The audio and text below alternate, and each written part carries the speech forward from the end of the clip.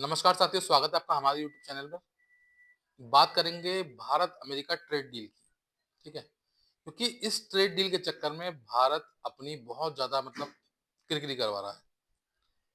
और ऐसा मैं क्यों कहने को मजबूर हूँ, क्योंकि बहुत सारी चीज़ें, ऐसी परिस्थिति बार-बार हो रही हैं, जिसकी वजह से हमें भूतपूर्व की सरकारें याद आ रही हैं।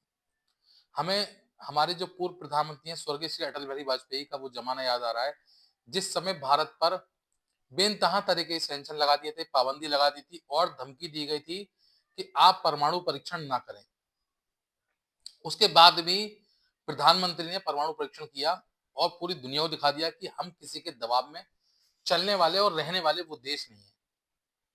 लेकिन इस समय की जो परिस्थिति हो रही है भारत की ट्रेड डील को लेकर, लगातार निरंतर कहीं ना कहीं भारत की इसमें साख खराब हो रही है। कैसे?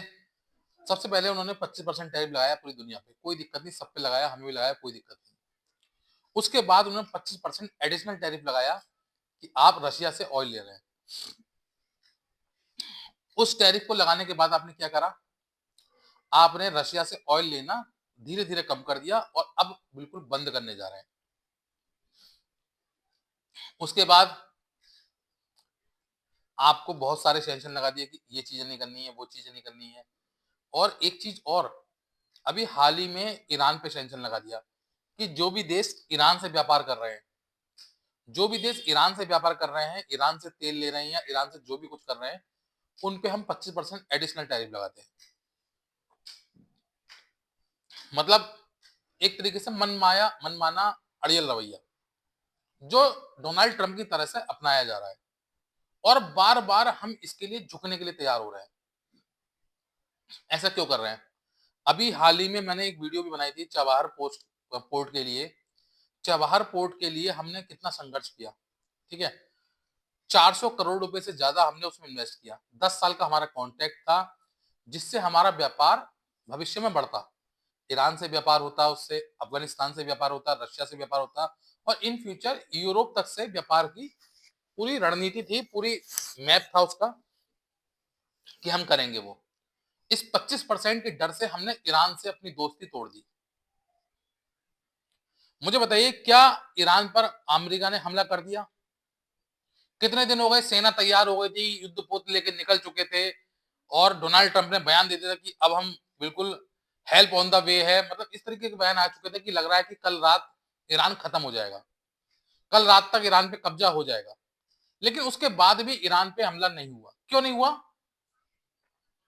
क्योंकि अमेरिका को ऐसा लगने लगा कि कहीं ना कहीं ईरान पर अगर मैंने हमला कर दिया तो बहुत सारे देश, यूरोपियन कंट्री हो, चाहे चाइना हो, चाहे रशिया हो, वो मेरे खिलाफ खुलकर आ सकते हैं। और दूसरी चीज ये है कि ईरान के जो खामनेई है वो वेनेजुला के प्रेसिडेंट की तरह बिल्कुल लाचार और बेचार नहीं है। उनकी सेना ने जिस तरीके से गद्दारी वहां के राष्ट्रपति के साथ करी, इस तरीके की गद्दारी जो है वो ईरान के राष्ट्रपति के साथ वहां के लोग नहीं करेंगे, वहां की सेना नहीं करेगी। और खामनेई ने पूरी तरीके से पूरी पुरजोर ताकत के साथ रिटेलिएट भी किया। और यहां तक उसने अपने मुस्लिम देशों को भी धमका दिया कि जो भी देश मेरे साथ नहीं है ना, और उन्होंने अपने एयरबेस बनवा रखे हैं, अमेरिका के एयरबेस अपनी धरती पर, मैं उन सब पे हमला करूंगा, चुन चुन के मारूंगा उनको। मतलब मैं तो सल्यूट करता हूं ऐसे आदमी को कि जिसने अमेरिका का खुल के विरोध किया। भले ही आज उसकी अर्थव्यवस्था बिल्कुल खराब है, ठीक है, सब कुछ, लेकिन वो झुका नहीं अमेरिका के आगे। अब हम किस चीज का इंतजार करते हैं? हम अपना ईरान जैसा दोस्त खो देते हैं। ईरान ने हमें कितनी हेल्प की है। ईरान हमें वो पाबंदियों का दौर भी अगर हमें याद हो, जिस दौर में हमारे ऊपर अमेरिका के इतने सेंक्शन लगे हुए थे कि हमसे कोई देश व्यापार नहीं कर रहा था, हमारे पास डॉलर नहीं था, उसके बावजूद भी ईरान ने हमसे व्यापार करा हमारी करेंसी में। और उसके बदले हमसे उनने फूड्स में एक्सपोर्ट इंपोर्ट किया। जो चीजें हमें उससे चाहिए थी, उसके बदले उसने हमसे कोई दूसरा सामान ले लिया। वो दौर भी हमें याद करना चाहिए।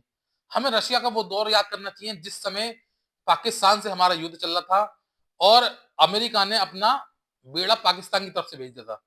उस दौर में रशिया ने भारत की सपोर्ट करने के लिए अपना 52 बेड़ा भेजा था। वो दिन हमें याद करना चाहिए। रशिया जैसा दोस्त हम खो रहे हैं, किसके लिए? सिर्फ अमेरिका के लिए। अगर सोचिए उस समय रशिया हमारी सपोर्ट में अपना 52 बेड़ा नहीं भेजता, तो आज भारत पे फिर से अमेरिका का कब्जा होता। अंग्रेजों ने तो फिर भी कम अत्याचार करे, ये ज्यादा करते, ये पूरा लूट लेते, क्योंकि इनको सिर्फ पैसे से मतलब है। मतलब अंग्रेजों ने कम नहीं किया, उन्होंने भी बहुत किए, लेकिन बता रहा हूँ ये उससे ज्यादा करते, क्योंकि वो उस दौर के थे जिस समय कुछ नहीं था। ये इस दौर के जिस समय टेक्नोलॉजी सब चरम पर है। तो अमेरिका क्या हल करता, सोचिए रशिया की वजह से हम सेफ रहे, उसको अपने बैकफुट पे पहुंचना पड़ा। तो ऐसे देशों के लिए अगर हम खुल के नहीं खड़े होते, उनके लिए आवाज नहीं उठाते, तो क्या फायदा भारत के इतना बड़ा होने का, क्या फायदा 140 करोड़ लोगों के देश का होने का। अब आपकी सरकार को समझना चाहिए, हमारी सरकार को, कि आप उस देश का प्रतिनिधित्व कर रहे हैं जो विश्व में सबसे बड़ी जनसंख्या है, विश्व की सबसे बड़ी आर्मी है। हम विश्व की चौथी सबसे बड़ी इकोनॉमी है। इसको आप कैसे नजरअंदाज कर सकते हैं, इसका प्रतिनिधित्व आप कर रहे हैं। और इस डर इस भय के साथ प्रतिनिधित्व करेंगे आप, तो मुझे लगता है इन फ्यूचर भारत कभी विश्व गुरु नहीं बन पाएगा। भारत को आप कैसे विश्व गुरु बनाएंगे, बताइए मुझे आप। ये छोटी छोटी चीजें जो है आपको बहुत बड़ा बनाती, उसको आपने पहले से इतनी बड़ी प्रॉब्लम क्रिएट कर दिया कि उसके आगे आप नतमस्तक हो गए। कहे कि हमारी विदेश नीति है, मतलब सोचिए कि भारत का तेजस कोई देश नहीं ले रहा, जिस देश से बात चल रही थी वो पाकिस्तान का जेफ 17 खरीद रहा है। कितनी हमारी किरकिरी हो रही है इसमें, सोचिए बताइए मुझे। पाकिस्तान जैसे देश के डिफेंस सिस्टम जो भारत के आगे हमेशा मुंह के बल गिरे हैं, उसको खरीदार मिल रहे हैं और हमारे देश को खरीदार नहीं मिल रहे। तो ये कहीं ना कहीं हमारी कूटनीतिक फेलियर है, इसको हमें समझना चाहिए। और दूसरी चीज बता दूं मैं आपको, अमेरिका अगर भारत के साथ ट्रेड कर रहा है, हम जो भी बिजनेस कर रहे हैं, देखिए जितने देशों से व्यापार करते हैं हम लोग, अमेरिका के साथ सरप्लस व्यापार करते हैं हम लोग, ठीक है। वहां हम एक्सपोर्ट ज्यादा करते हैं, इंपोर्ट कम करते हैं। लेकिन मैं बता दूं आपको, अगर अमेरिका ऐसा होने दे रहा है, तो ये अमेरिका की पर्सनल प्रॉब्लम है। क्यों? क्योंकि अमेरिका को चाहिए चाइना के खिलाफ कोई काउंटर। इस इंडो पैसिफिक में जब से पाकिस्तान चाइना की गोद में जाके बैठा है, जब से पाकिस्तान ने चाइना को सपोर्ट करना शुरू किया है, तब से भारत को उसने व्यापार देना शुरू किया है अमेरिका ने।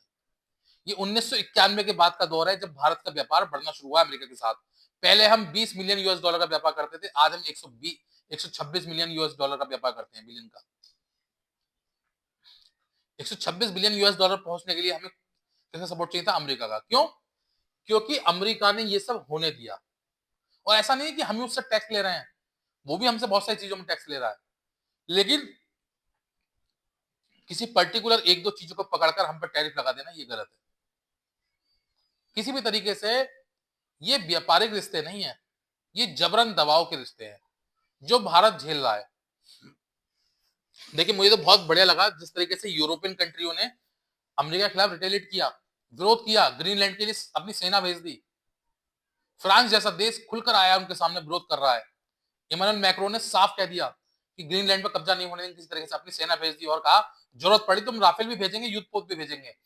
और इसी से आप देखिए डोनाल्ड ट्रंप बैकफुट पे आ गए और उन्होंने यूरोपियन कंट्रियों पर 10% टैरिफ लगा दिया आज। इस टैरिफ से क्या होगा बताइए? अगर पूरे विश्व पर वो टैरिफ लगाए जा रहे हैं बार बार, तो सबको एक होना पड़ेगा। आप सब एक होइए, सब मिलकर एक हो जाइए, एक्सपोर्ट बंद कर दीजिए अमेरिका को। अमेरिका को, अमेरिका की पॉपुलेशन कितनी है? 30-35 करोड़। पूरी विश्व की 800 अरब। मतलब 800 करोड़ वाले देश में, आप ही समझिए 800 करोड़ देश में हम मात्र 30-35 करोड़ की जनसंख्या के लिए लड़ रहे हैं, उसके लिए हम दबाव में आ जा रहे हैं। भाई भारत 140 करोड़, चाइना 150 करोड़, मतलब 300-350 करोड़ तो केवल यही दो देश संभाले बैठे हैं पूरी देश की पॉपुलेशन। और हम 35 करोड़ वाले देश से हम उसके पीछे हम भागे पागल हो रहे हैं। तो ये हमें समझना होगा कि कब तक हम उसके टैरिफ की मार झेलते रहेंगे, कब तक हम इसी उसमें रहेंगे कि हाँ आज नहीं कल ये फाइनल हो जाएगी। लात मारिए ऐसी ट्रेड डील को, फाइनल बिल्कुल मत होने दीजिए इसको, बल्कि मना कर दीजिए साफ। और उनसे साफ कह दीजिए कि साहब आप तो 25% ले रहे हैं, हम 100% लेंगे आपसे, अब हम 120% लेंगे, आप डबल लगाइए उससे। आप समझिए फ्रांस ने डबल लगा दिया, फ्रांस ने कहा आप लगाएंगे हम भी लगाएंगे, चाइना ने कहा आप लगाओ हम भी लगाएंगे, नहीं डरते वो उससे। चाइना ने कहा जो मुझे करना मैं करूंगा, आपको जो करना वो करिए। मतलब ये वो देश हैं जिन्होंने नजीर पैदा करी है। उन्होंने साफ-साफ बताया कि हम आपसे झुकने वाले नहीं हैं और चाइना अमेरिका से कभी झुकता नहीं है, आपने देखा बिज़नेस में। वो उसका अल्टरनेटिव ढूँढ लेता है। आप कोई चीज़ बंद करेंगे, वो उसका रेप्लिकेट ढूँढ लेगा, कोई दूसरा चीज़ ढूँढ लेगा उसकी जैसी। तो हमें भी यही करना पड़ेगा, हमें अपना व्यापार बढ़ाना पड़ेगा बाकी देशों के साथ। देखिए बाकी देश जो हैं, वो अमेरिका के मुकाबले फिर भी बहुत अच्छे हैं। बस हमें ज़रूरत है उन जैसे देशों की तलाश की कि हम किनसे व्यापार करें, किनसे ना करें। आपको बता दूँ मैं, भारत का कभी भी अमेरिका दोस्त नहीं रहा। ना कभी रहा भूतकाल में और ना कभी भविष्य में होगा। पास्ट एंड फ्यूचर दोनों में ही वो सिर्फ़ और सिर्फ़ एक लालची किस्म का वो व्यक्ति है जिसे सिर्फ़ अपना फ़ायदा देखना है, स्वार्थी। और हम उसके लिए कौन-कौन से दोस्त खो देते हैं? ईरान, रशिया, मतलब जो भी देश हमारे देश को सपोर्ट करते हैं, हम उसको खो देते हैं। फ्रांस, अगर आप भूल गए हो तो उन्होंने क्वाड बनाया था। क्वाड किस लिए बनाया था उन्होंने? क्वाड बनाया था चाइना को काउंटर करने के लिए। 4 देशों का संगठन, अमेरिका, ऑस्ट्रेलिया, जापान, भारत। इसका मेन मोटिव क्या था बताइए मुझे आप? इसका मेन मोटिव था कि किसी तरीके से चाइना को काउंटर करें। और जब भारत ने ब्रिक्स बनाया, Brazil, Russia, India, China, south Africa, तब उन्हें लगने लगा कि यार ये तो बड़ा मामला गड़बड़ हो गया, ये तो हम भारत को अपनी तरफ करे बैठे थे, ये चाइना की तरफ जाके बैठ गया। इसकी वजह क्या है मैं बताऊंगा आपको। क्योंकि अभी तक जितना भी व्यापार डॉलर में हो रहा था, इन देशों ने मिलकर ये बात करी कि हम ये व्यापार अपनी करेंसी में करेंगे। भारत अपनी करेंसी में पे आउट करेगा, आप अपनी करेंसी में करिए। इससे क्या होगा कि डॉलर को हम बाईपास करेंगे और डॉलर की बादशाहत कम होगी किसी तरीके से भी। तो ये रणनीति बनाई इन लोगों ने और ये होना भी चाहिए। क्यों हम कब तक हम अमेरिका के पीछे लगेंगे, अमेरिका के पिछलग्गू बने रहेंगे। इसी से चिढ़कर इन्होंने ये सब चीजें पैंतरा अपनाया और पूरे देश में हलचल मचा के रख दी टैरिफ की। लेकिन सभी देशों को मिलकर इसके खिलाफ लड़ना पड़ेगा, क्योंकि अभी तक इसके अलावा कोई ऐसा देश नहीं है जो इस तरीके के युद्धों में पड़ा रहे। सिर्फ अमेरिका ही एक ऐसा देश है जिसको युद्ध प्रेमी है एक तरीके से। क्यों? अगर वो भारत से इंपोर्ट कर रहा है ना, कोई हमसे पैसा ले, हम उससे पैसा कमा रहे हैं, तो उसके बदले हम उसको डिफेंस में उससे ज्यादा पैसा दे रहे हैं। हम उसका हेलीकॉप्टर खरीद रहे हैं, जेट फाइटर जेट खरीद रहे हैं। क्यों खरीद रहे थे? इसीलिए खरीद रहे थे। क्यों? क्योंकि हम उसका एक्सपोर्ट कर रहे थे। तो मतलब इसका मतलब सीसी तो वो हो गया कि जो हम कमा के ला रहे थे वो हम उधर दे रहे थे उसको। तो फिर हमें डरने की जरूरत क्या है? पैसा तो हम भी उसको दे रहे थे। तो भारत को और हमारे जो प्रधानमंत्री श्री नरेंद्र मोदी जी हैं उनको समझना चाहिए कि अब इस टैरिफ डील के चक्कर में बिल्कुल ना पड़े और इनको साफ जवाब दें कि आप टैरिफ डील नहीं कर रहे, मत करिए, कोई जरूरत नहीं है हमें। लेकिन हम आपके कहने पे ईरान से, रशिया से अपना व्यापार बंद नहीं करेंगे किसी भी हालत में। तो फिलहाल ये कड़ा संदेश अमेरिका को जाना चाहिए और मुझे लगता है कि जिस दिन प्रधानमंत्री ने ये संदेश अमेरिका को दे दिया, उस दिन अमेरिका अपने आप झुक जाएगा। उस दिन अमेरिका इनके सामने बोलने लायक नहीं रहेगा। लेकिन ये हिम्मत दिखानी पड़ेगी, ये हिम्मत वाजपेयी जी की तरह दिखानी पड़ेगी। ये जवाब देना पड़ेगा उनको। आपको दिखाना पड़ेगा कि आप उस देश का प्रतिनिधित्व कर रहे हैं जो 140 करोड़ की संख्या है। अगर इस तरीके से आप करेंगे तो कहीं ना कहीं देश की जनता का मनोबल टूटेगा। तो फिलहाल इतना ही आज के लिए। अगर वीडियो पसंद आई हो, वीडियो अच्छी लगी हो, वीडियो को लाइक करना, शेयर करना और चैनल को सब्सक्राइब करना ना भूलना। Thank you.